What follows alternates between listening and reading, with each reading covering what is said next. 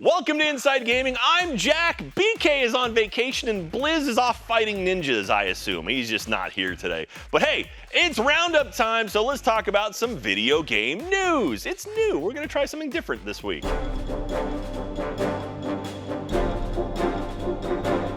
We have to interrupt the intro of Roundup already because there's new news or breaking news. Sort of, it kind of happened yesterday by the time you're watching this. So this is updated news. Jedi Survivor is a hot mess. Originally, we were going to start this whole thing off with the whole Activision deal going on right now, but Jedi Survivor launched after we recorded, and now everything is on fire. And we do like a good fire.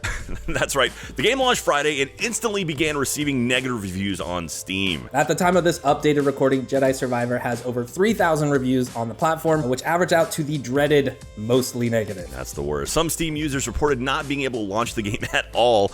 Others pointed out issues with frame rate crashing and stuttering. Even players with high-end specs encountered issues while running the game on low or medium settings at lower resolutions. As spotted by The Gamer, one user, Spartan, simply wrote, quote, "runs like my ass after Taco Bell." Does that mean it's like smooth and creamy, or does it mean it's chunky? I don't understand what he's trying to say Some there. people have a way with words, yeah.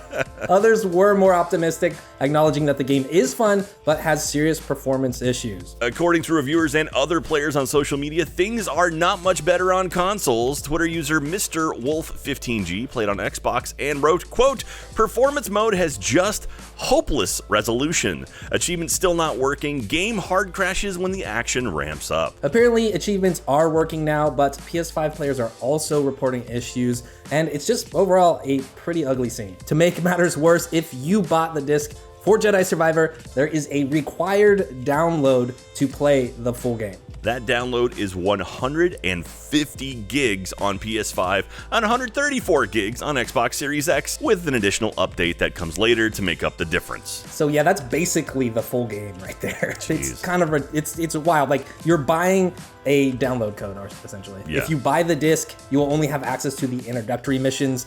From what I saw on Twitter and other places, some people said they played for about 2 hours before getting that pop-up. In some regions, there's a sticker that lets you know Jedi Survivor it requires an online connection to actually access the game, but in other regions it's just hidden in small print. Reviewers did score the game pretty high considering all the issues, but remember, reviewers are used to playing games early with tons of little issues that get resolved with a day one patch typically. Yeah, and I did see a story that went up earlier that said there was a hot fix towards the end of the review period, which would make things really weird for reviewers who probably didn't have enough time to go back and check and make sure all the problems they had were actually fixed. There's probably some amount of assumption that goes on there that allows them to feel confident in the score they gave. But yeah, things are pretty ugly right now. Yeah, our friend over at Kinda Funny, Andy Cortez, was talking about that too. He was having all kinds of issues with it. So hopefully, his stuff is better. I don't know if it is or not. I haven't played the game yet. But hey, EA actually foreshadowed the rocky launch when they posted on Twitter 2 days before release announcing their day one patch and promising that more were on the way. Yay. Oh man, so that's the state of things. Here we go again, I guess. I think there was one Steam reviewer who said this is the 6th AAA release at launch. It's just completely busted on PC at least. But yeah, let's give it back to you, Jack, on the regularly scheduled roundup. Back to me. The Activision deal was just blocked by the UK's Competition and Markets Authority earlier this week, which was actually a little shocking considering the regulator recently revised its provisional findings in Microsoft's favor. The CMA, of course, is one of 3 critical regulators that need to approve Microsoft's $68.7 billion with the B dollar acquisition. The other 2 big ones are the European Commission and the FTC here in the good old US of A. After all of Sony's lobbying and attempted rabble-rousing, the CMA didn't actually block the deal over exclusivity rights to Call of Duty, at least not directly. No, in an official statement, the CMA explained, quote, "The CMA has prevented Microsoft's proposed purchase of Activision over concerns the deal would alter the future of the fast-growing cloud gaming market, leading to reduced innovation and less choice for UK gamers over the years to come." More specifically, the CMA pointed out that the acquisition would allow Microsoft to make popular Activision games, not just Call of Duty, exclusive to select cloud gaming platforms, or leverage their ability to take advantage of other companies companies with less market share in the space. The CMA argued without the merger, Activision games would likely come to cloud services anyway, and it would be better for consumers to keep the marketplace more free. What's a little strange is it's basically the exact same exclusivity argument they said wasn't a problem in regards to PlayStation, but for some reason it's a problem for cloud gaming. However, the CMA did reason that the advantage of the acquisition, in addition to Microsoft's ownership of Windows, the Azure cloud platform, and Xbox cloud gaming, would be too advantageous. Just let me play Horizon on my Xbox. After the announcement, Activision stock dropped 11% basically overnight. Microsoft plans to appeal the CMA's decision, but even if the appeal is successful, the process could take months and then it goes back to the CMA for review. Microsoft's president Brad Smith addressed the CMA's ruling saying, quote, "We remain fully committed to this acquisition and will appeal. The CMA's decision rejects a pragmatic path to address competition concerns and discourages technology, innovation, and investment in the United Kingdom." Who talks like that normally? No one actually talks like that. The statement continues, quote, "We're especially disappointed that after lengthy deliberations,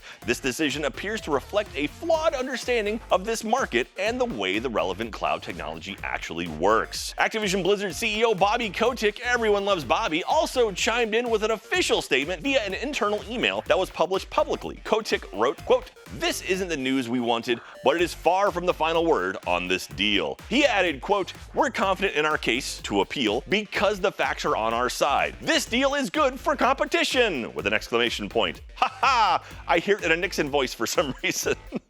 This is good for competition. What is that? I didn't even know. That was not Nixon. I'm not a crook. That's more of not a crook. Industry analysts like Michael Pachter and Pierce Harding Rolls believe the CMA's ruling is a setback for Microsoft, but the decision could still be overturned and the deal completed by the end of the year. That is, of course, after Microsoft receives approval from the European Commission, beats the FTC's lawsuit over the acquisition, and then wins the FTC's approval of the deal. And we will have content on Inside Gaming for months to come all about this drama. Speaking of drama, there was a bit of drama surrounding the industry darling Hi-Fi Rush this week. Well, actually it started last week when well-known games reporter and sometimes leaker Jeff Grubb of Giant Bomb said on his podcast, quote, "Based on what I've heard, Hi-Fi Rush just straight up didn't make the money it needed to make." This was surprising to hear for many, considering the game had a delightful surprise launch back at the beginning of the year and was praised by critics and players alike pretty much instantly. It's also, of course, a big Game Pass game. This led to many game sites running headlines implying that the game was actually a failure financially. It also led to others once again questioning the Game Pass model and its impact on game sales. Games Twitter and other social platforms spontaneously combusted with flaming hot takes and debates until Xbox VP of Marketing Aaron Greenberg spoke up on Twitter saying, quote, "Hi-Fi Rush was a breakout hit for us and our players in all key measurements and expectations. We couldn't be happier with what the team at Tango Gameworks delivered with this surprise release." Following the statement from Greenberg, Grubb released a video on his personal YouTube channel explaining he felt what he originally said and was trying to say had been distorted. Grubb clarified he only meant the game's traditional sales didn't meet expectations, but that also he didn't know Xbox's actual metrics for success. Then he thanked Aaron Greenberg for clearing things up. Things you say on the internet will come back to get you. Dead Island 2 was a hit, at least sales-wise. According to an official press release from Deep Silver, the zombie-slaying game sold over 1 million copies in just 3 days. That averages out to almost 500,000 a day. The press release also revealed some other interesting stats. Over its launch weekend, players collectively already put in 11 million total hours of playtime, died 28 million times, sliced 45 million zombies in half, hacked 756 million limbs,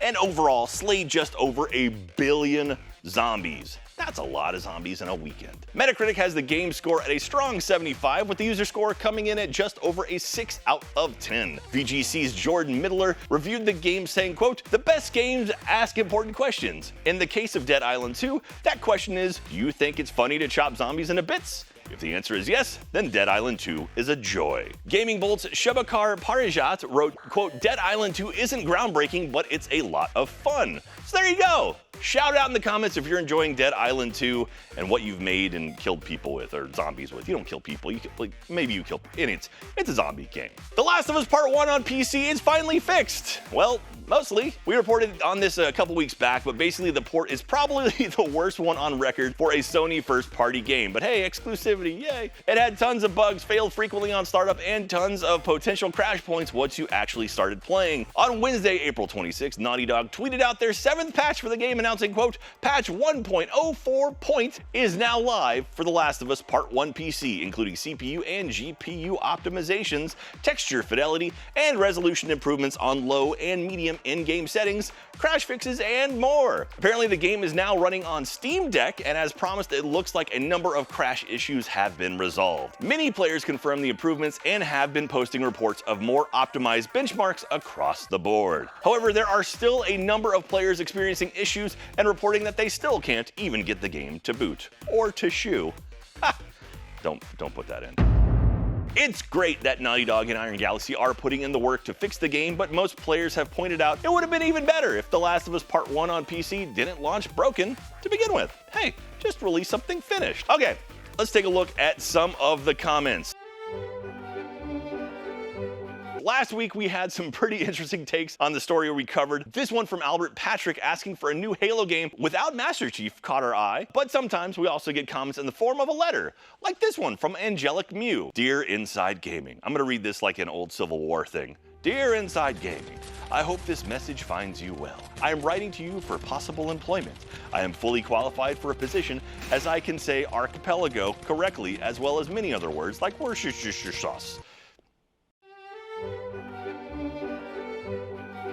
Okay, it's time to talk about new releases. Age of Wonders 4. Rule a fantasy realm of your own design. Explore new magical realms in Age of Wonders' signature blend of 4X strategy and turn-based tactical combat. Control a faction that grows and changes as you expand your empire with each turn. Age of Wonders 4 hits the PC, PS5, and Xbox Series X on May 2nd. The town of Redfall is under siege by a legion of vampires, maybe Blizz is hunting them, who have cut the island off from the outside world. Trapped with a handful of survivors, slay alone or squad up in open world FPS action. Redfall is coming to the PC and Series X on May 2nd. Super Dungeon Maker is a creative pixel art dungeon editor inspired by the best 2D adventure games. Challenge your friends and the community to master your dungeon or play the countless dungeons of the community. Super Dungeon Maker is coming to the Switch and PC on May 3rd. Mia and the Dragon Princess is a live-action interactive action movie following Mia, a plucky barmaid whose life is thrown into chaos when a mysterious woman turns up at her workplace, on the run from a group of violent thugs and unable to speak English. Ha! The odds of me messing up that line was appropriate. Mia and the Dragon Princess is coming to the PC, PS5, Xbox Series X, PS4, Xbox One, and Switch on May 4th. Upon encountering a mystical mirror, Ravenlock is whisked away to a whimsical world plagued by the sinister darkness of a tyrannical queen. Destiny awaits all in the unforgettable and heartfelt adventure. Ravenlock hits the Xbox Series X and S, Xbox One, and PC on May 4th. Trapped inside the Paradise Hotel. That was an Eagles song, right? You are desperate to find your sister, explore dark surroundings, gather resources, and survive terrifying encounters. This intense single-player VR, nope. Survival horror game with great storytelling will get your adrenaline pumping, nope. Propagation, Paradise Hotel comes to PC, VR, and Quest on May 4th, and I will not be playing that. Death or Treat, it's a Halloween thing. The Halloween spirit is missing, oh no! Play as Scary and help him save Hallow Town. Explore all the worlds and defeat hordes of enemies in this 2D action, roguelite, and hack and slash with hand-painted environments and traditional animation. Death or Treat is hitting the PlayStation 5, Xbox Series X and S, PC on May 5th. Duru, about mole rats and depression. What? Follow the story of Dooley, a story about the struggle with insecurities, depression, and friendship told in a colorful, accessible way. Run, jump, and paint your way through puzzle-filled tunnels while also dealing with an unhelpful AI companion you just can't get rid of. Duru, about mole rats and depression, is coming to the PC on May 5th. Hometopia is a co-op free-to-play game that turns players into designers and developers of the best-looking homes in the virtual world. Build better together!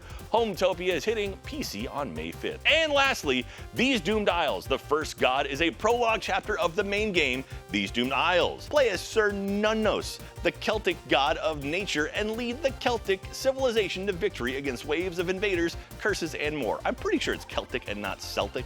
Celtics are a basketball team. Celtic is the way you say it. These Doomed Isles, The First God, is coming to PC on May 5th. Actually, we missed one last week, which is worth a shout out. I'm a big fan of Raw Fury. They released a new game called Cassette Beasts. Collect awesome monster forms to use in turn-based battles in this indie open-world RPG. Combine any two monster forms using Cassette Beast fusion system to create unique and powerful new ones. Cassette Beast, that came out last week, April 26th on the PC. Go check it out. I love Raw Fury. Those guys are great. And that's all we've got for Roundup today. Happy Jedi Survivor Weekend. If you didn't catch BK's lore guide earlier this week, go back and check that out. She did a fantastic job with it. Very, very much love for that. I love seeing all these new videos coming out. Blizz has got a video coming out. BK's got video. We've got a blooper reel coming out. I don't do bloopers. That's not my thing. I'm not a blooper guy, so you won't see me much, but okay, I'll try to do more bloopers. Anyway, that's it. All right, we'll be back next week. Until then, have yourself a great one. We also saw all the corrections for our pronunciation of the word Onaic. Onoric. There's an R in it. Is it Onaic? You can't see this, but Evan on the script wrote Onaic. But there's an R. I see an R in the word. It's like one I Rick. I've heard O near ick. I don't think it's Onaic, Evan.